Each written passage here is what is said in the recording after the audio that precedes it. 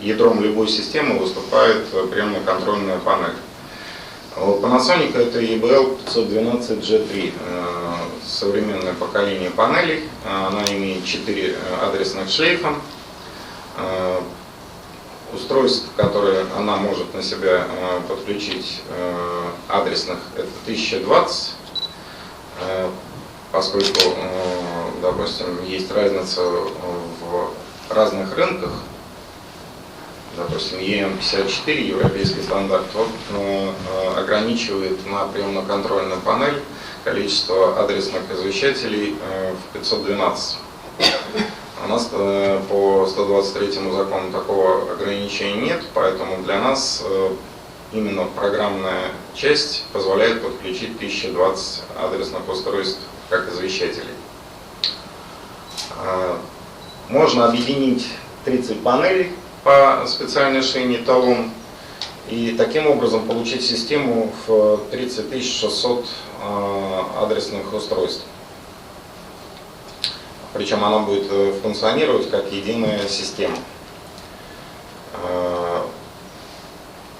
Здесь важный момент именно по объединению шинами талон, что каждая панель она выступает фактически как мастер. То есть это не объединение мастер-слейв, а объединение многих панелей мастер. То есть на каждой панели содержится та программная часть, которая она, соответственно, отвечает. И если у нас есть объединение между по логике работы между несколькими панелями, то даже если что-то происходит с мастер-панелью, у вас система абсолютно остается работоспособной, потому что между собой панели все равно будут обмениваться. Панель позволяет организовать подключение к сети интернет. Это делается с помощью специального модуля веб-сервер. Чуть дальше я более подробно о нем расскажу.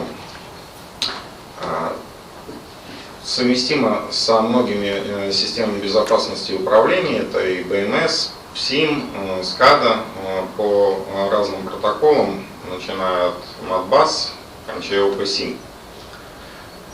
Как практически все панели европейские, она имеет очень мощный металлический корпус, который позволяет устанавливать внутрь дополнительные модули и резервировать питание.